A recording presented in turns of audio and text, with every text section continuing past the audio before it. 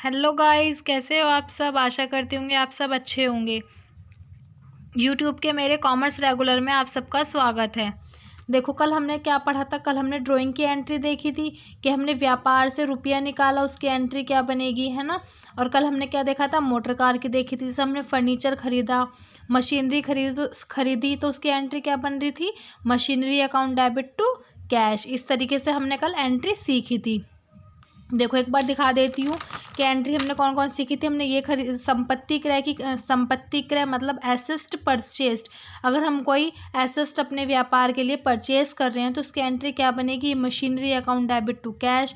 Machinery खरीदी, गाड़ी भाड़ा तथा स्थापना व्यय दिया, तो इन्हें हम इंक्लूड कर देते थे उसमें, है ना। इंक्लूड करके जब कितना आता था, machinery account debit to cash 25,000, है ना। क्योंकि गाड़ी भाड़ा और स्थापना व्यय को इन्हें मिलाकर क्या बनता है, उसकी लागत मूल्य बनता है। ये हमारा बाजार मूल्य है कि हमने 20,000 में खरीदी, और लागत मूल्य कितना है कि 4,000 और 1,000 को जोड़कर कितने हो गए, वो 25,000 हो गए। तो कितना कहेगा हम, उसका लागत मूल्य 25,000 था, ठीक है।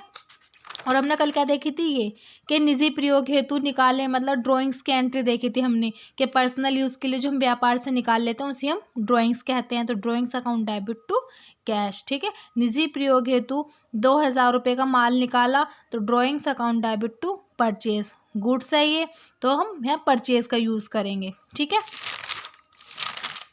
आज हम देखेंगे डिस्काउंट के डिस्काउंट होता क्या है। ये डिस्काउंट दो तरीके का होता है। एक तो होता है ट्रेड डिस्काउंट, एक होता है कैश डिस्काउंट। मतलब एक व्यापारिक बट्टा और एक नगद बट्टा।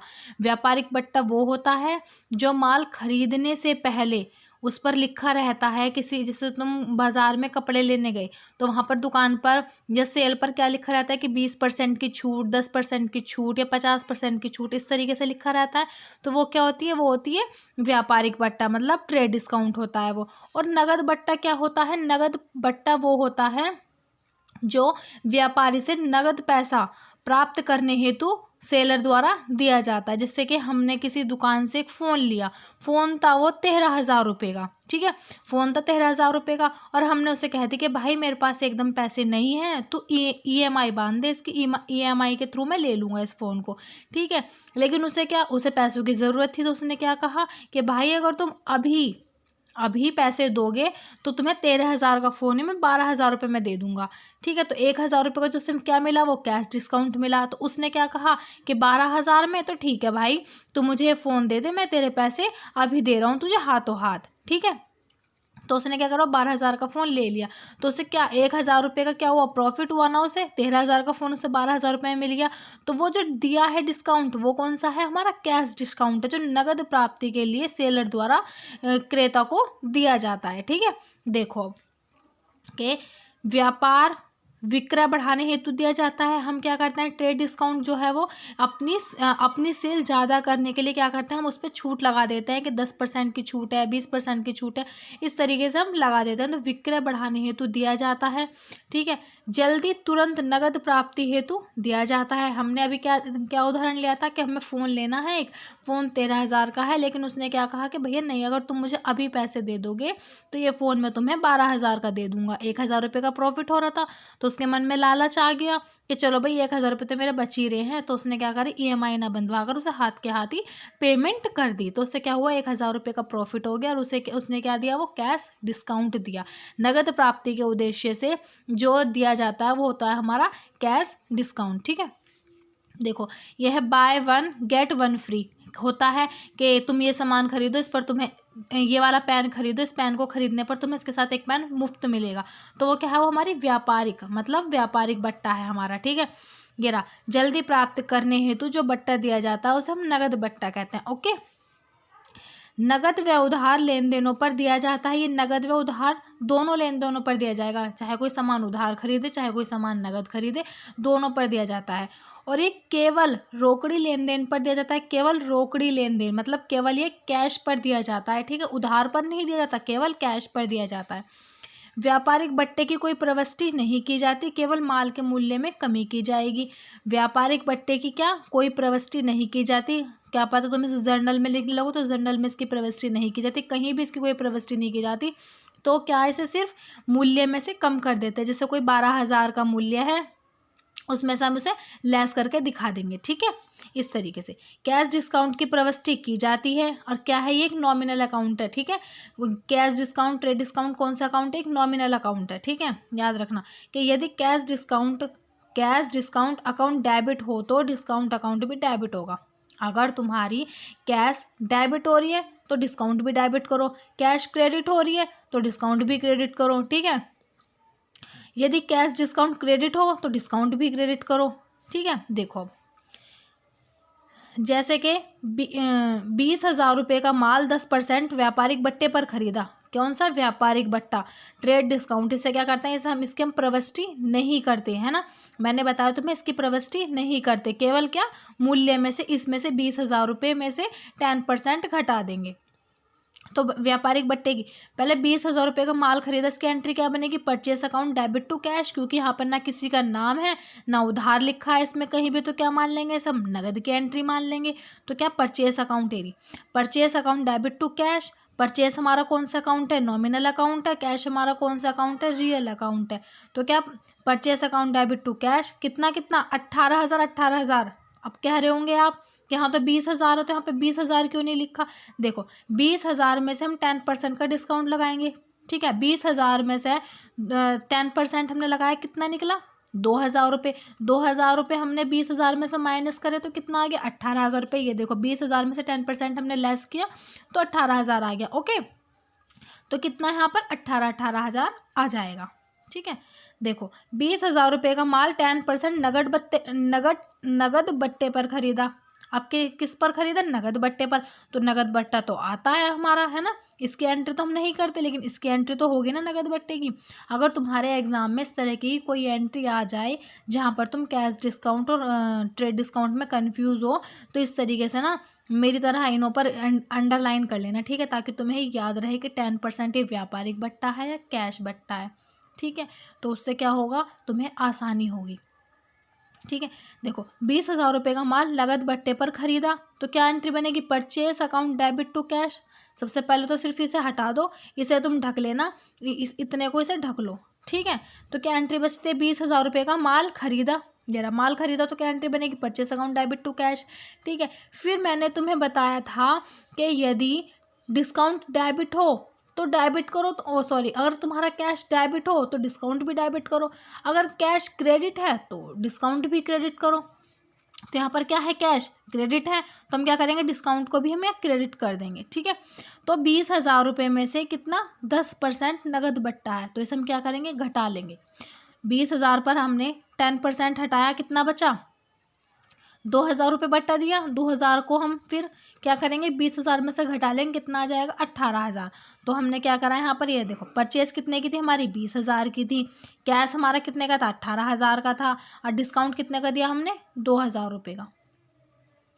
आ रहा है आपको समझ में, ठीक है। इस तरीके से हम करते हैं।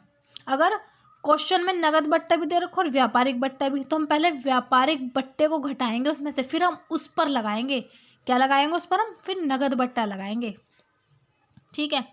देखो हमारे एक सर थे, उन्होंने मुझे बताया था, मुझे क्या सब बच्चों को ही बताया था वहाँ पर जब हम ट्यूशन पढ़ते थे, कि चाचा और दादा एक साथ रहेंगे। ये हमें इस तरीके से हमने याद कर लिया था, ये है ना, कि चाचा और दादा इस तरीके से बोलो कि सी के बाद डी आता है तो दोनों एक साथ रहेंगे, सी डी एक साथ रहेंगे। ये जहाँ पर भी सी जाएगा वहाँ पर डी पीछे पीछे जाएगा उसके, ठीक है। इस तरीके से याद कर लो, हो जाएगा, बहुत ईजी है। देखो अब क्या है, 10,000 रुपये का माल गणेश को व्यापारिक बट्टे पर बेचा। बेचे की एंट्री क्या बनती है, गणेश को 10,000 रुपये का माल गणेश को व्यापारिक बट्टे पर बेचा, उधार है ना, कौन सा डिस्काउंट है, ट्रेड डिस्काउंट है। तो क्या एंट्री बनेगी उधार की, cash account debit Ganesh account debit to sale. यहाँ पर कैश कब आता हमारा, जब यहाँ पर होता गणेश भी ना होकर यहाँ पर नगद होता, या फिर एंट्री में कुछ भी ना कह रखा होता, ना नाम दे रखा हो किसी का, ना कुछ बता रखा हो, तो उसे हम क्या मानेंगे, फिर परचेज की एंट्री सेल्स की एंट्री वो कैश में मानी जाएगी। तो यहाँ पर गणेश आ गया, तो यहाँ पर हम क्या करेंगे, Ganesh account debit to sales. व्यापारिक बट्टा है ट्रेड डिस्काउंट, तो इसमें से 10,000 में से 5% घटा देंगे, कितना आएगा, 9500 आएगा, ठीक है। देखो अब 10,000 रुपये का माल नगद बट्टे पर बेचा, कैश डिस्काउंट है ये, तो कैश डिस्काउंट को हम क्या करेंगे, 10,000 पर 5% लगा देंगे, तो कितना निकला था कैश हमारा, 9500। सेल्स कितने की थी हमारी 10,000 की थी, डिस्काउंट कितने का हमारा 500 रुपये का। सेल्स कितने की थी 10,000 रुपये का माल बेचा, तो कैश अकाउंट 10,000। इसमें कुछ नहीं बताया, ना राम ना श्याम ना गणेश ना मोहन ना सोहन, तो क्या है सिर्फ ये नगद की एंट्री है। तो क्या हो जाएगी, cash account debit to sale, जहाँ पर चाचा जाएंगे वहाँ पर दादा भी जाएंगे, तो डिस्काउंट आ जाएगा यहाँ पर। तो discount cash account debit, discount account debit to sales. Sales कितने की थी हमारी 10,000 की थी। कैश कितने का था हमारा 9500 का था। डिस्काउंट कितने की थी हमने 500 रुपये, क्योंकि 5% लगाएंगे। 5% 1,000, 1,000 का आधा कर देंगे तो 500। ठीक है, ये बहुत सिंपल तरीका है। 5% डैप हो तुम्हारी किसी फर्नीचर वगैरह पर, या इस तरीके से नगद बट्टा हो, तो देखो 10%, देखो इसका 10% में क्या होगा, 10%। इस पर पूछा है कितना, 10% लगाओ, तो 10% में तुम्हें कुछ नहीं करना, सिर्फ एक ज़ीरो कम कर देनी है। ठीक है, तो 10% लग जाएगा, ना कैलकुलेटर लेने की ज़रूरत है ना कुछ। 10% में एक ज़ीरो घटा दो बस, वो हो जाएगा। अब देखो इस पर क्या है, अगर 5% है ना, तो पहले तो 10% करो, 10% में एक जीरो घट जाएगी, फिर 1,000 बचेगा, 1,000 का आधा कर दो, कितना होता है 500। इस तरीके से 5% भी तुम्हारा निकल जाएगा इजीली। अब देखो 10,000 रुपये का माल 10,000 रुपये का माल 10% व्यापारिक बट्टे व नगद बट्टे पर बेचा। ये है इंपॉर्टेंट, इसमें दोनों आ गई, व्यापारिक बट्टा भी आ गया इसमें, ट्रेड डिस्काउंट भी और कैश डिस्काउंट भी आ गया इसमें। तो किस तरीके से इसकी एंट्री करेंगे, देखो कैश, पहले हम अपनी सिंपल एंट्री बना लेंगे कि 10,000 रुपये का माल बेचा। तो इसमें कुछ नहीं बता रखा, ना राम है ना श्याम है ना गणेश है ना सोहन है ना मोहन है, कुछ नहीं बता रखा इसमें। ठीक है ना, उधार दे रखा ना नगद दे रखा, तो हम इसे क्या मानेंगे कि नगद ही बेचा होगा उसे। तो cash account debit to sales, जहाँ चाचा जाएंगे वहाँ दादा भी जाएंगे, तो cash account debit, discount account debit to sales. अब देखो इसकी हमें पैसे कैसे रखने हैं। सेल कितने की थी 10,000 की थी, कितने का था इस पर 10% था। 10% पहले हम 10,000 में से 10% घटाएंगे। ठीक है, पहले घटाएंगे हम, क्योंकि ट्रेड डिस्काउंट क्या होती है ना, दिखा ये कहीं भी नहीं लिखी जाती, सिर्फ घटा के जो रियल अमाउंट है उसमें से घटा कर दिखा दो बस, कि हमने ट्रेड डिस्काउंट हमारी ये थी, दे दा के हमें ये पैसे बचे। तो 10,000 पर 10% लगाओ 1,000। अब हम 10,000 में से 1,000 माइनस करेंगे तो कितना बचेगा 9,000। तो 9,000 हमने यहाँ सेल्स लिख दी। अब 9,000 पर अब तुम ये लगाओगे कैश डिस्काउंट। गलती से ये मत कर देना कि 10,000 पे तुम 2% लगा दो। ठीक है, इस तरीके से नहीं करना, पहले लगाओ ट्रेड डिस्काउंट पूरी अमाउंट पे लगेगा, फिर जो निकल के आएगा ना उस पे लगाओ ये 2% का बट्टा। तो हमने 9,000 पे लगाया, ये रहा देखो 10,000 में से 10% किया 1,000 आया, 1,000 हमने माइनस कर दिया, कितना आ गया 9,000। अब हम 9,000 पर 2% लगाएंगे तो कितना निकलेगा 180। 180, और जब हमने 9,000 में से 180 को माइनस करा तो कितनी अमाउंट आई 8,820। ठीक है, 8,820 रुपये आए। एक बार आप निकाल के चेक कर लेना। ठीक है, देखो अब 20,000 रुपये का माल 5% व्यापारिक बट्टा और 2% नगद बट्टे पर बेचा। सेम एंट्री है कि बेचा, माल बेचा, तो एंट्री क्या बनेगी इसकी, cash account debit to sales. तो cash account debit to sale, जहाँ चाचा जाएंगे वहाँ दादा भी जाएंगे, तो cash account debit, discount account debit to sale. अब तुम देखो सेल 20,000 है, यहाँ पे 20,000 पर पहले 5% लगाओ। 20,000 पर तुमने 5% लगाया, कितना निकलेगा 19,000 निकलेगा। 19,000 पर फिर 2% लगाओ। 19,000 पर हमने 2% लगाया, कितना निकला 380 निकला, है ना। 380 यहाँ पर मैंने निकाल रखा है। फिर 380 निकला, 19,000 में से 380 माइनस कर दो तो कितना आएगा 18,620। ठीक है, आ रहा है ना समझ में आपको, 18,620 आएगा। तो आज के लिए ये बहुत मोस्ट इम्पोर्टेंट टॉपिक है ये। ठीक है, आज के लिए मोस्ट इम्पोर्टेंट टॉपिक है कि व्यापारिक बट्टा और नगद बट्टे में तुम्हें पता होना चाहिए कि हम नगद बट्टा कैसे निकालेंगे। अगर ट्रेड डिस्काउंट दिया है तो पहले उसे माइनस करेंगे, उसके बाद हम कैश डिस्काउंट निकालेंगे। ठीक है, और अगर कुछ भी ना कहो, अपना व्यापारिक बट्टा दे रखा हो तो अपना व्यापारिक बट्टा घटा के दिखा दो। ठीक है, और नगद बट्टा दे रखा हो तो यहाँ पे डिस्काउंट लिख देना, उसके बाद उसे घटा के दिखा देना। ठीक है, उसी अमाउंट पे से, उसमें तो फिर कुछ नहीं। लेकिन अगर व्यापारिक बट्टा भी दे रखा हो, ट्रेड कैश नगद बट्टा भी दे रखा हो, तो तुम्हें पहले व्यापारिक बट्टा घटाना, उसके बाद उस अमाउंट पे जो निकल के आया फिर तुम्हें उस पर नगद बट्टा लगाना है। देखो इस तरीके से कि 20,000 रुपये का माल 5% व्यापारिक बट्टा में नगद बट्टे पर खरीदा। बस यहाँ बेचा था, यहाँ खरीदा, तो नगद खरीदा है ना, तो purchase account debit to cash हो जाएगा। जहाँ चाचा जाएंगे वहाँ दादा भी जाएंगे, तो टू डिस्काउंट कितने पर, परचेस कितने पे किया हमने 5%, 1,000। 1,000 में से हमें 500 हमने इसमें से घटाया, तो कितना बचा